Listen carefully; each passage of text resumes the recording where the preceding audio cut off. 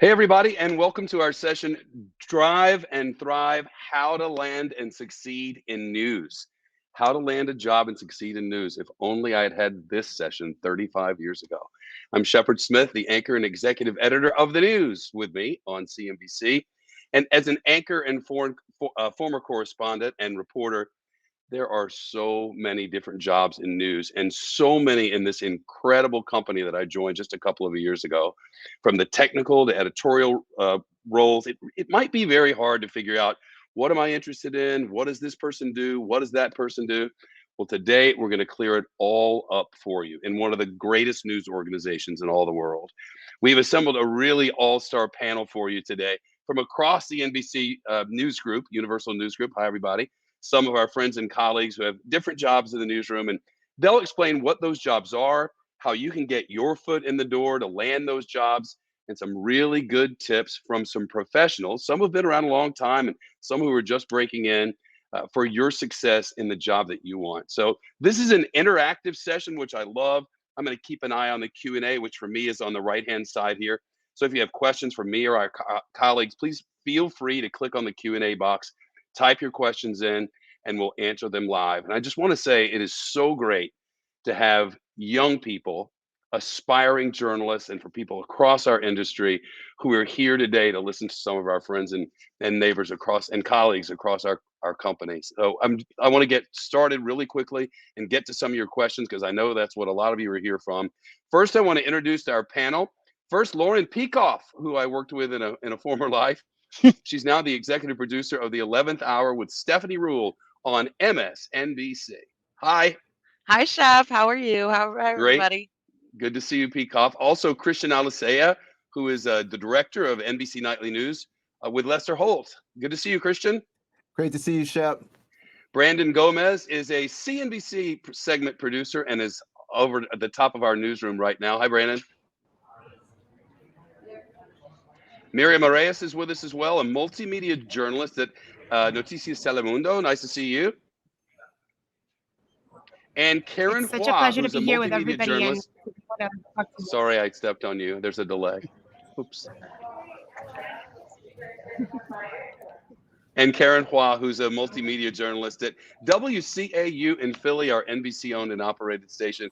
It's great to have you all join us. And before we move on to questions, first of all, in 30 seconds or less, beginning with you, Lauren, describe your job. No, let's start with Karen, actually. Karen, describe your job and what you do in 30 seconds or less. Hey everyone, my name's Karen. I am an MMJ at NBC Philadelphia. A lot of you guys know that stands for multimedia journalist. It basically means I'm a reporter here, but I also shoot, write, and edit all of my content every day. Fantastic. Thanks so much. And now, Miriam. Hi, everybody. My name is Miriam. I work in Telemundo. I'm also a multimedia journalist. I work in the morning show in Hoy Dia.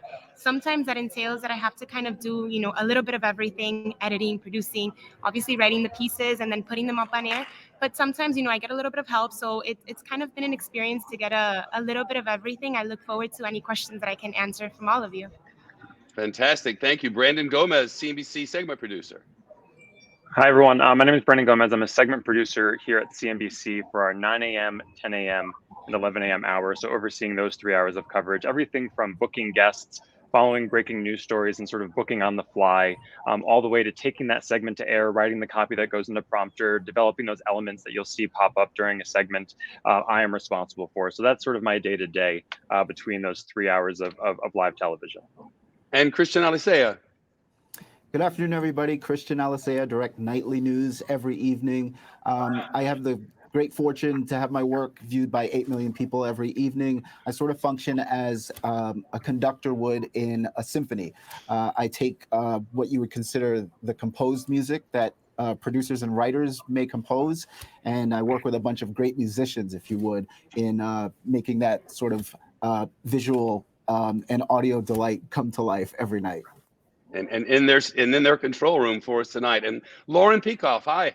Hi. So Lauren Pikoff, I'm the 11th Hour executive producer. I oversee all of the content that goes into the show, top down, all the guests, all the editorial, and I'm the one talking to the host during the show, and then I'm also the one managing the team and then adding in any breaking news as the day goes on, adjusting, overseeing all those elements, overseeing sort of that symphony that Christian executes day by day. And I manage the entire team from production assistants all the way up to Stephanie, the anchor, and then live in the control room, timing the show and managing any technical issues that may arise throughout the show, the live show. Lauren, be busy. From our beautiful newsroom at 30 Rock, there are so many great facilities within NBCU to work in. I want to get everybody to sort of describe how they broke into the business. I did so when dinosaurs still roamed the earth, so it was a little bit different. We used to send out 3/4-inch tapes of our work, but the main thing is know who you are and what it is you want to be. You can't know everything, but you can know the kinds of stories you're interested in, the sort of people you want to meet, the sort of environment you want to work in, and try to relate that to whoever might be game to employ you. Being excited about this job from day one until the last day before you walk out the door, I think is the most important part. And remembering how important your subjects are, the people whom you interview, their lives, how you're disrupting them or making them better. So that's kind of where I get started. And if you would, Christian, maybe talk just briefly about how you got into the business. Certainly.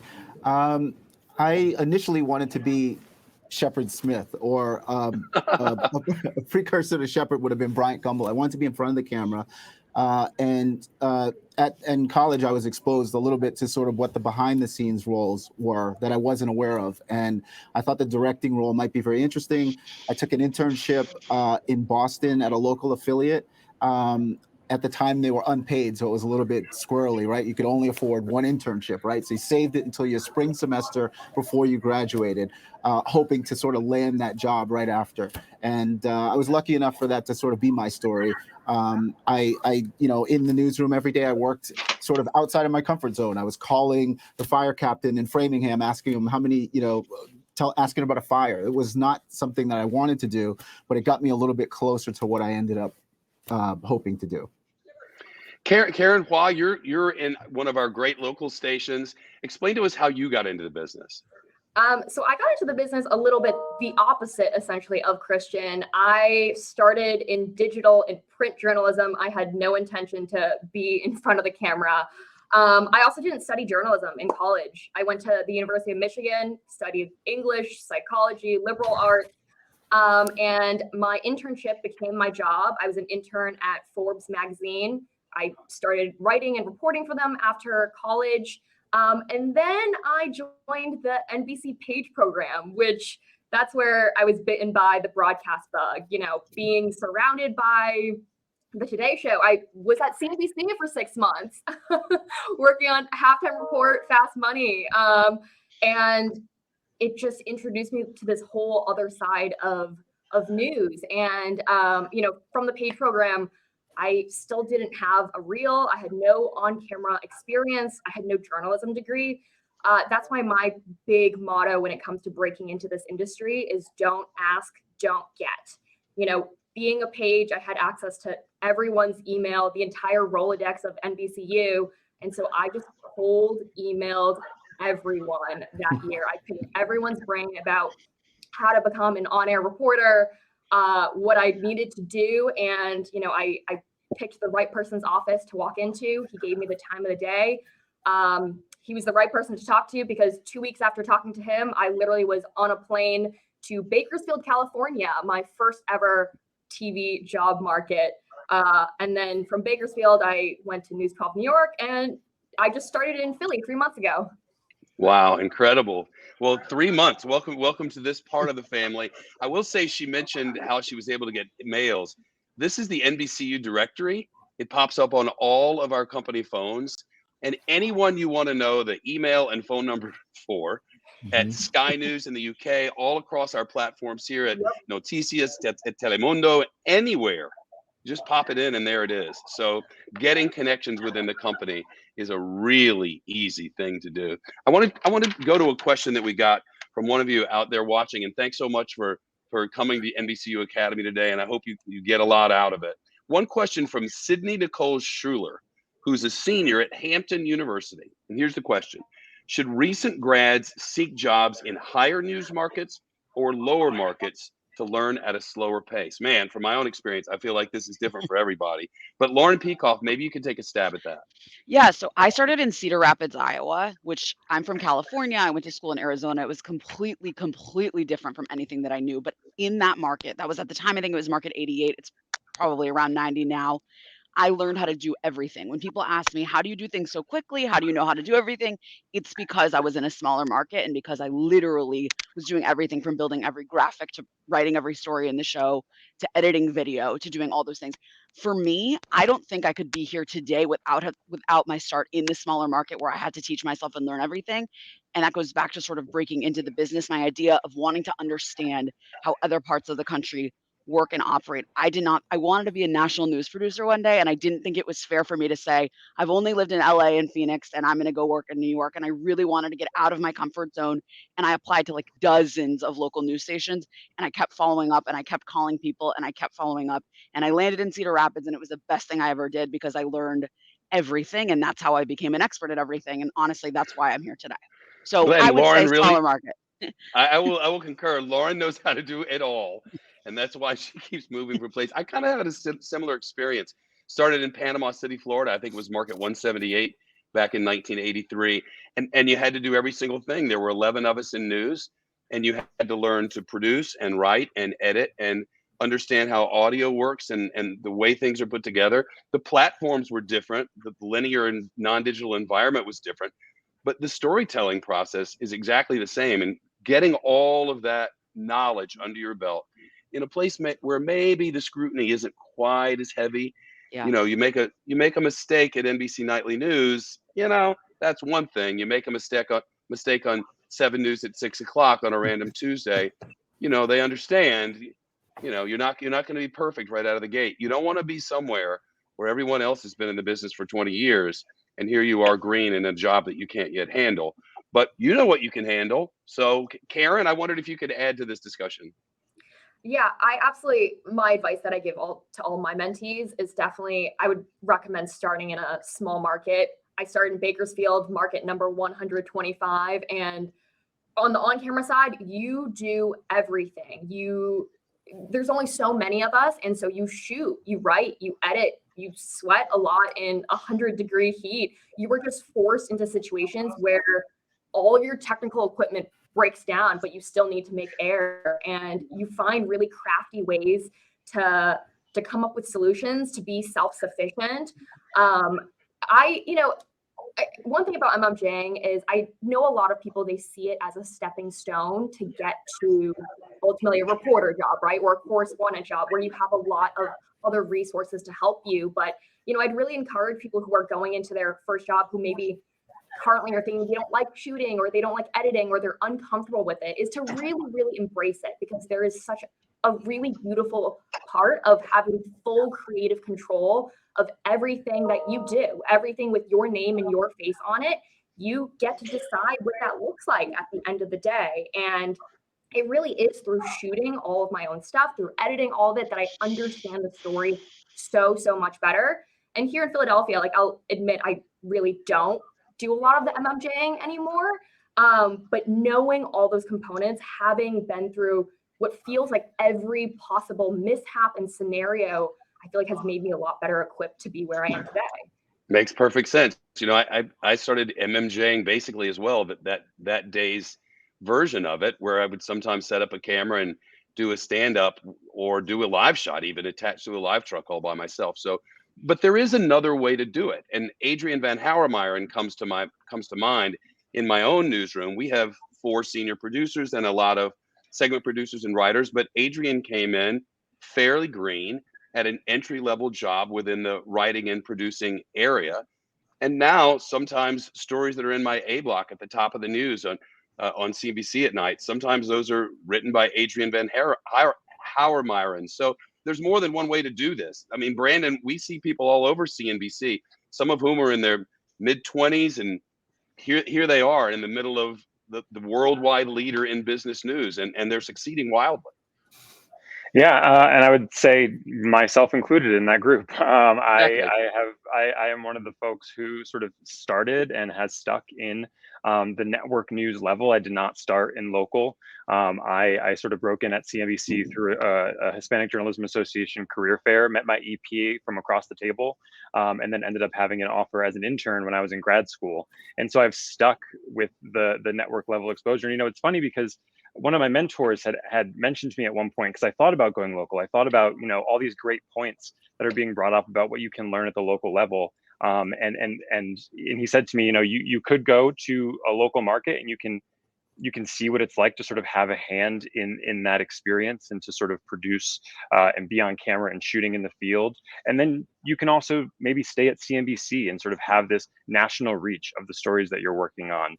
You can sort of have this national exposure of the projects that you're passionate about. And I mean, what's great about CNBC is we do work with our local affiliates to bring stories over to air here as well. So you're sort of getting your experience in both ponds, right? And so for me now, 5 years going on 6 years here at CNBC, it's sort of just been the experience that I've known. And Shep, you alluded to this too. I mean, the digital opportunity as well at the network level just sort of opens up so many doors to get that hands-on experience, that's already been mentioned. A digital reporter across one of our digital platforms gets a big scoop. I love to put that digital reporter on the air. And that way you get to exercise a lot of different muscles, in our business. Sometimes you're gathering and reporting. Sometimes you're on a set telling a story. Sometimes you're making your own, sometimes it's a TikTok. There are a million ways to spread the message today, and we don't eschew any platforms. I got a good one in from making sure I can read it. Samantha Doria, who writes, hi Samantha. She writes, I'm interested in the multi-camera production side of NBC News. Do you have any advice for me as a graduating senior looking for these types of jobs? I'll throw it to Christian in a second, but I will say, learn composition. Learn the very basic things about how shooting and editing work together. And you can do this at home, but I will say sequencing is not a lost art. And learning how the screen is composed is something that's very important to do. The screen as a whole says something every edit you make. And multicam shoots, we mostly work with them every single day. There's always a GoPro or a second camera. There's a cutaway camera. So that sort of multicam thing, Christian, is a day-to-day thing for all of us. Absolutely. It's sort of like the pillar of television, right? Like you can do single camera, you can do multi-camera. The way we shoot nightly news is with a single camera, but we pre-produce elements and lay them in so it gives the feeling that we're actually have more cameras than we actually do. And part of that is because of cost and other reasons. But at the end of the day, you always want to elevate your production. And one of the ways of doing that, the tricks in television, is to sort of level up how many cameras you have. There's a reason the Super Bowl has 70 cameras, right? You want to get every angle to be able to tell every bit of the story. So in terms of like, how do you actually, develop those skills? I think what Shep said is 100% just studying, right? Like as much as you can, just kind of like watch everything, watch the award shows, watch the Super Bowl, watch nightly news, watch the news on CNBC with Shepard Smith, right? Like everybody has a different way of sort of approaching that. But I think that, there's a guy I really admire on LinkedIn. His name is Trey James. Trey is a guy who came up through church. Like he has no formal training, but Trey is an amazing director who never went to school for this, but he actually he did some work at the Grammys this week. And he just came up through his church. So there's a lot of different avenues, and with this right here, I mean, this is something that I didn't have when I was in school, and you can actually produce, multi-camera events on a phone now. So it's really, just thinking like an editor, as Shepard said. I'm going to go back to some live questions, but one that I received before, I think is an important one. How can students better prepare themselves now while they're in school for a career in journalism? What are some practical skills that they need to have? I'll start it off, and then I'm going to throw to a couple of you, beginning with Miriam, but you need to know a little bit about everything. You can go through journalism on a business track. You can go through journalism on a liberal arts track. I think knowing something about history, knowing the language well, taking communications classes, studying literature, a broad-based liberal arts education will get you a long way. With history as our guide, we report tonight's news in context and with perspective. And to have that context, you have to know a bit about history, not just the history of your region, the history of your country, the history of the world. You don't have to be a historian, but you have to have enough knowledge to ask the right questions. And I would say begin with that, a diverse background with a lot of different educational experiences. Miriam, do you have thoughts? Yes, so I definitely agree with you. I think it's so important to know a little bit of everything. When I was still in school, I knew I wanted to have a career in journalism, but I wasn't really sure what I wanted to do. I wanted to be on air, but I also really liked editing. I liked producing. I liked everything, and I didn't have like a clear path, I think, in the beginning. And once I started working, it kind of, I ended up doing multimedia. So I'm doing a little bit of everything, but I guess my career path kind of became a little bit more clear. But what I did do all the time was I would sit down with editors at my old jobs. Even now, I do it all the time, and I would learn from them. So I would learn how they do what they do. I would sit with producers, even if that wasn't my current job. I would do that all the time. And I think for students right now, something that is so important, and we mentioned it before, is we have these phones, and we didn't have them all the time when we were younger. But there's social media. Social media, I think, gives you such and it's kind of like you can go through the journey of it. It gives you like a clear path. It gives you so many options of what you can do, and there are so many things. Of course, we want to always pay attention to sites like LinkedIn that can kind of get us on that career path, get us started. But when you use Instagram, when you use TikTok, you can make videos that are fun and they're for your friends, for yourself. But you can also make things that are going to get you noticed.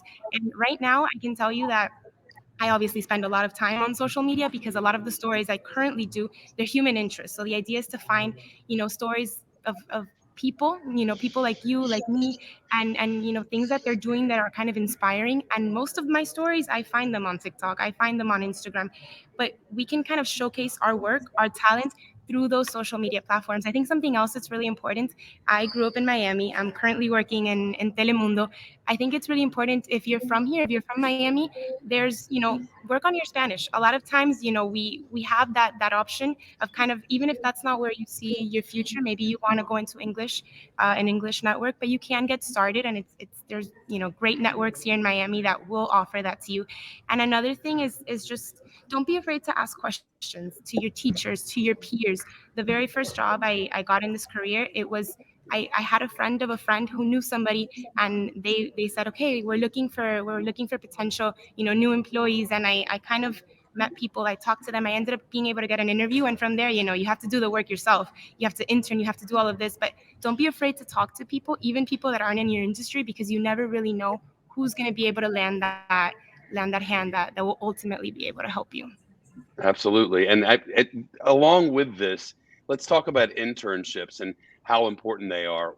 I'm guessing all six of us have internship experiences. Mine, again, in the age of the dinosaurs, was in a bureau for a station out of Mobile, Alabama. And I was working in the Fort Walton Beach Bureau in the Panhandle. And there was this crazy fire one day. And the reporter who was assigned to that bureau had broken her leg.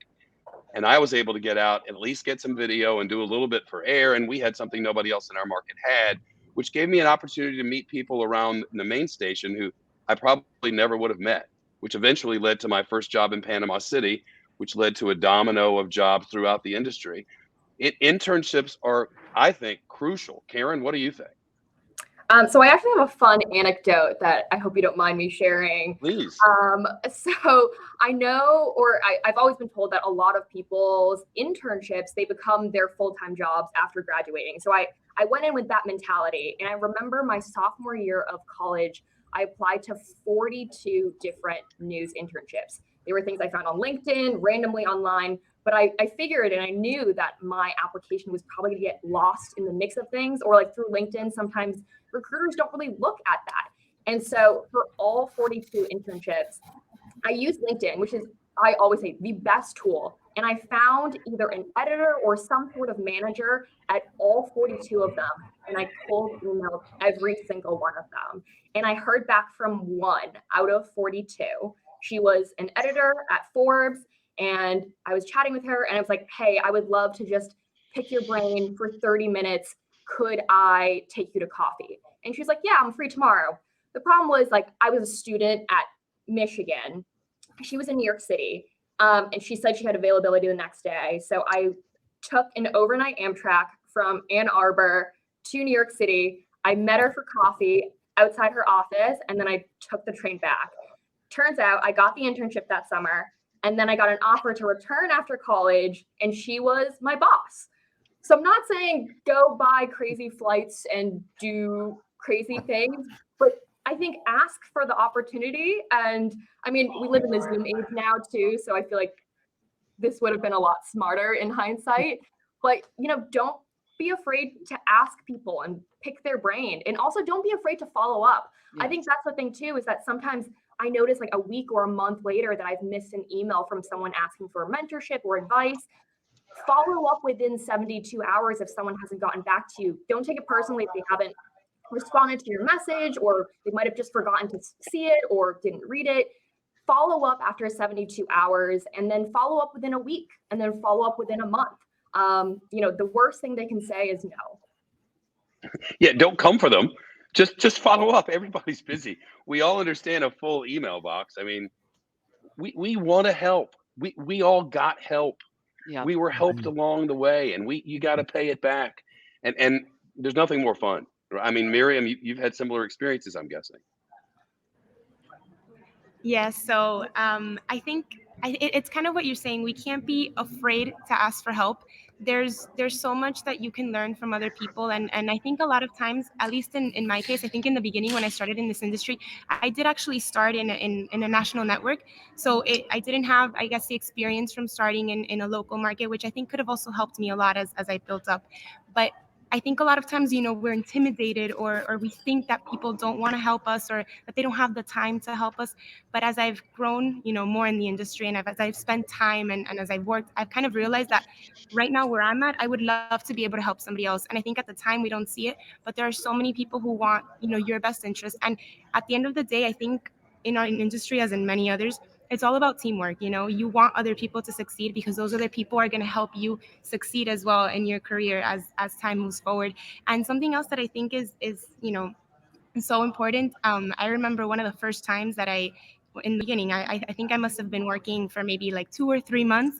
One of the reporters at the time was very busy with another story and something came up and we had to run and do an interview for her. She kind of sent me what she wanted, the questions, everything that she needed of me. And I went with a videographer and it was very intimidating at the time because I had never done that for a network.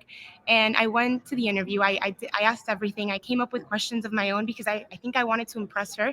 And I wanted to, you know, show that I could do this, that this was a good opportunity. I was very scared, but I did it. And when I came back on the way home, it was about an hour drive or so.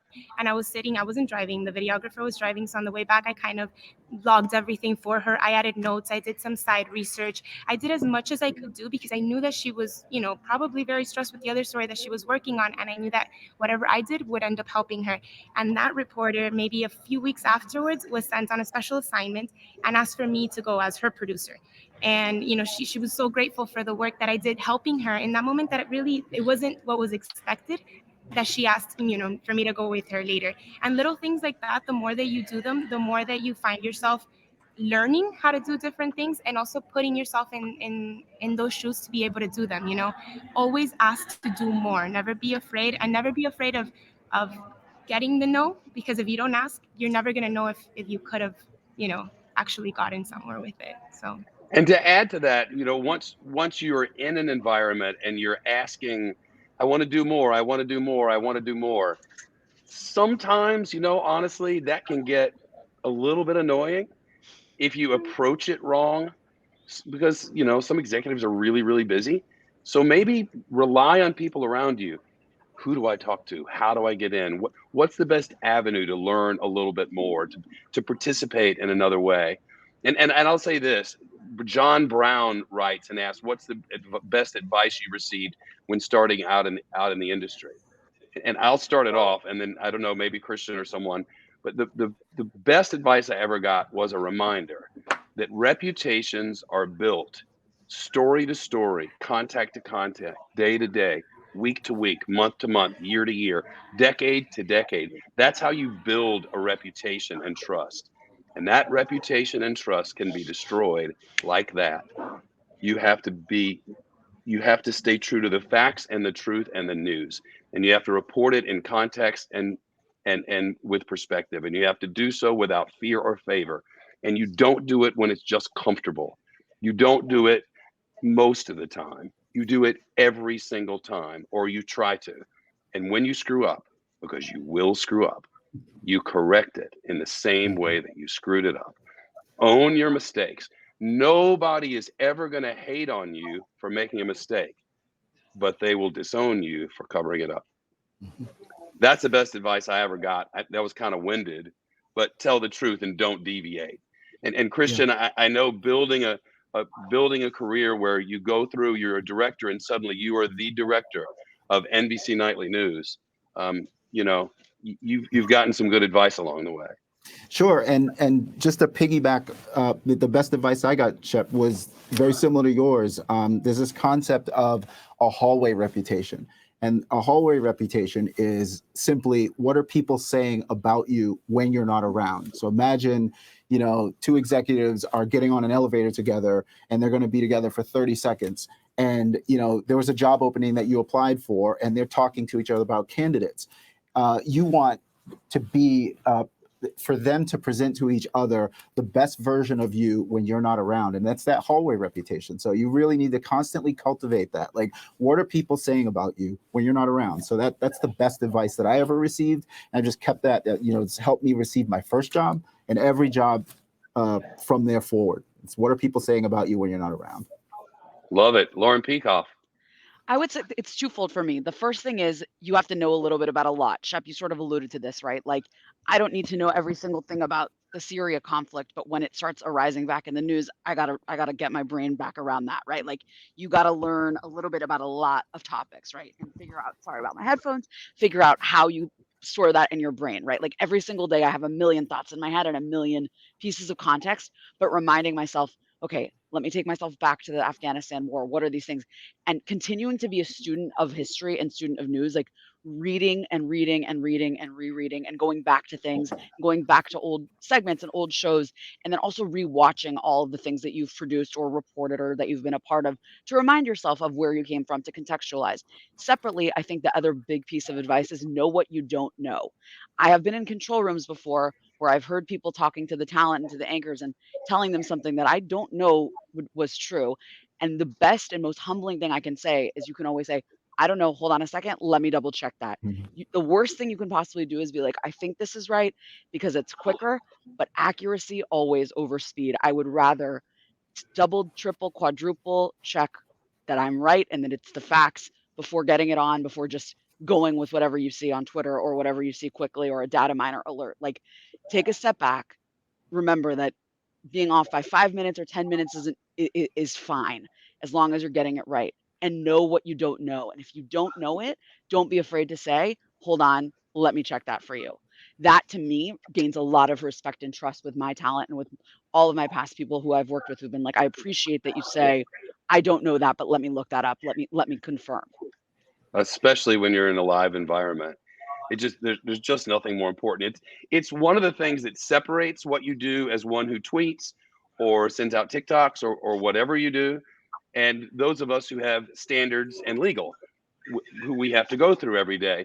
But I've worked in places fairly recently that don't have similar departments where you have to be your own standards. And when you're tweeting or when you're communicating in any way, you need to be your own standards. Does this pass muster? Do I have this from a trusted source? If so, do I credit that trusted source? You must. And if you know it yourself, if you saw it or tasted it or smelled it or heard it, then you can report those things yourself with great confidence. You saw it. You don't have to wait for AP. But if you didn't, you better be right. I got a question for Karen from Emma Dennis. And thank you, Emma. Hello. What skills did you gain when making the transition from print to the broadcast world? So there definitely are a lot of similarities. And I think what helped me from the print world was just the bare bones basics reporting, right? Like, what is a good story, inverted pyramid method, don't bury the lead. These are the key things. But I think what's different and what's so beautiful about broadcast is I always say seeing is believing, right? I always say this to people who are hesitant to do an interview with us because it's on camera, but seeing really is believing. And I think, someone can craft a really beautiful New York Times article about, let's say, the crisis in Ukraine or about unfortunately a mass shooting, right? But to see someone and to capture someone and to shoot someone while they're crying, minutes after they've lost a loved one, or during a crisis like Ukraine, to see that so viscerally, to hear their voice, not just transcribed through a quote on a paper that you read in your head to yourself, but to hear that person actually say it to you, that I think is the most powerful thing I've learned from print going over to broadcast. Karen, I see you nodding in affirmative.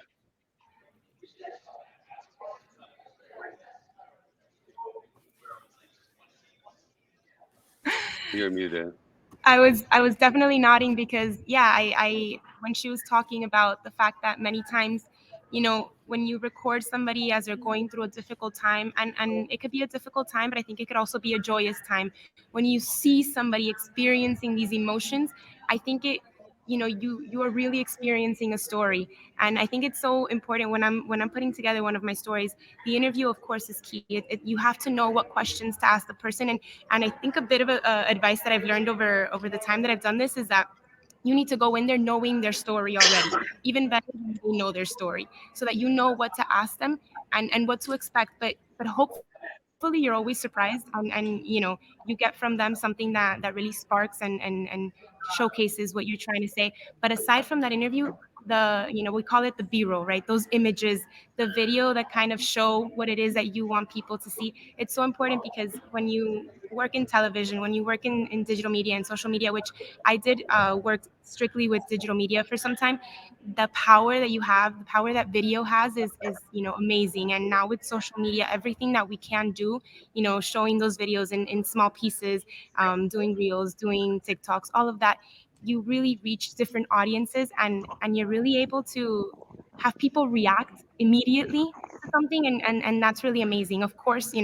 there's all types of journalism, and when I'm reading an article, I feel many emotions as well. But definitely when you're interviewing somebody, or when you see something, that really inspires you, well, there's few words that I guess describe it. It can feel weird sometimes, especially when you're new at this craft, to be capturing someone's, very intimate moment, or moments of great excitement, or moments of great sadness. But it is part of telling the story. And though you want to be respectful and recognize that you're an intrusion on them in the moment, and maybe there's a hug later, or there's a handshake and a celebration later, but while you're capturing that, it's about them. And just be respectful and capture whatever you can, so that your audience understands the story better. Never for anything else but that. We got what I think is a really good question from Pratham Dalal, who is a freshman at ASU's Walter Cronkite School of Journalism and Mass Communications. Mad respect. Good luck. As someone interested in all things studio production, how would you say a producer and a director work together? If possible, should a producer have director experience? How do producers and directors work together? Like a glove, if it's working. I mean, who else are we going to turn to for that? But we'll begin with Christian. I mean, what could be more important? It's critical. I mean, I would say, the number one thing that's informed my career has been what everyone else does, right? So as a director, I need to know, just enough about what the audio operator does to be dangerous, right? I don't know how to do the controls and that sort of thing, but I know what to ask for. And just in hand in hand is what the producer does, right? So I can inform what she's doing, and vice versa. The producer should be able to inform what I'm doing. It's sort of like a dance, right? Like there are times that the producer's leading, and there's times that the director's leading. In breaking news situations, they're sort of working with the technical manager, sort of line up reporters and pictures, but as a director, I'm leading. On a regular show, it may be the producer who's leading, who's really just kind of like got a very tight broadcast produce, and I'm just kind of ticking through the line. So it's critical that we can inform each other's work and help each other be better and sort of elevate what it is that we're trying to do. Brandon, that kind of communication is really key, isn't it? Yeah, and I think one of the greatest points that was just made too, Christian, that you said was knowing what to ask for, right? So, and in knowing what other people are doing, you sort of know that person's language too. I mean, when I'm in the control room working with my director, it's a symbiotic relationship when I'm calling my segments, right? So I need to know how to communicate to the director what then he will communicate to others within the control room. So it really is about having that relationship. Now, in terms of, having the firsthand experience of actually sitting in that role, I mean, it could be a great opportunity, absolutely. But I think just sort of talking to people, knowing how their role functions, can be a huge asset to anyone, regardless of where they are. I mean, I take it back to my theater days back in college, and they were always saying, like, if you're acting on stage, you're also going to build the set. You're also going to know what's going into directing. I mean, you just need to sort of have a hand in all elements of it. So you really know how it comes together. And I think the newsroom that we're in works very similarly. Pratham, Pratham, I wanted to show you this. If you could take Brandon's camera full again. Brandon, back behind you is, to Brandon's right, is our assignment desk. And back behind him, those are producers and writers and segment producers for all of the different programs on CNBC. And then right behind his head is one of our main studios, that Studio A back there. And then you see the lights over his right-hand shoulder. That's flash cam over his other right-hand shoulder. his right shoulder, that's flash cam 2. So that's where a reporter. So from screaming down or looking down, you could learn so much, Pratham. And I know that you have that kind of opportunity at the Cronkite School. Whatever you can learn about what's happening around you from people, not necessarily how to push the buttons, but what's in the mindset of it all. It just seems to me it's really important. And Lauren, I know those are skills that you picked up along the way. If you know what the producer and the director and the audio people are doing and what the capabilities are, you know not only what you shouldn't ask for, but where you can ask for more. Yeah. And as somebody who went to Cronkite, so hello, fellow Sun Devil, first of all, you have incredible opportunities to learn and to do all those different things. I will say, going back to know what you don't know, when I was in local news, when I started in Cedar Rapids, I wanted to learn how to field produce. I wanted to learn how to get there and sort of see what was on the other side, because you would just have these photographers and reporters calling into the IFB, into the control room. And, some people in the control room wouldn't be communicating with them, and how frustrating that must be to be on the other side of that. So when I first started, I was like, I want to go out into the field. I want to see what's on the other side of the IFB. I want to see what's on the other side of the line in order for me to fully understand what it's like to be out there, so I can communicate with them better from the control room and understand, even if it's just me telling them, hey guys, we don't know when we're coming to you yet. Stand by, be with you in a few, acknowledging that they're there, right? So that's like from the other side, that's from control room to field. And then separately, I always, from local news to now, have built relationships with everybody in the control room and sort of sat there and been like, give me a little bit of a tour of your day. Tell me what it looks like. And then tell me how I can better serve you. And it is a very symbiotic relationship.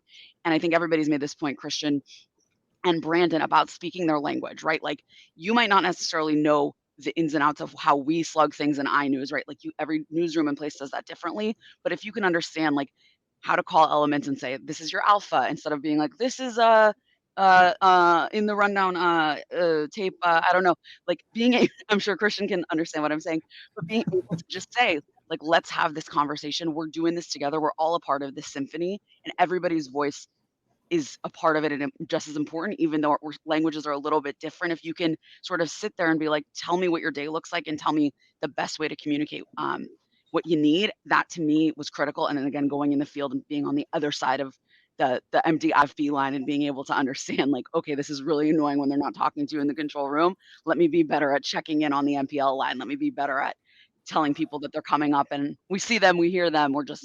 We're not there yet, especially in breaking news. And like I produce a lot of the election night specials and coverage at MS, and there's about 20 correspondents and like 30 producers on the line.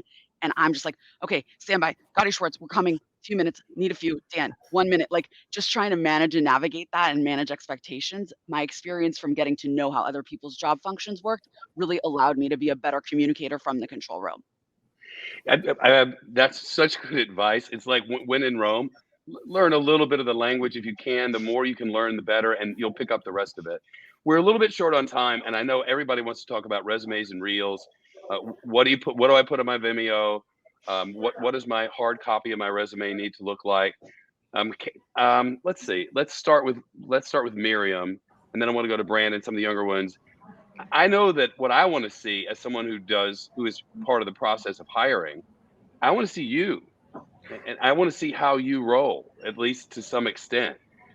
I want to see how you can package it. I want to see what your stand-ups look like. I want to see you. Karen, thoughts on resumes and reels? Resumes and reels. The formula that I've followed in terms of a reel and I've been told to follow.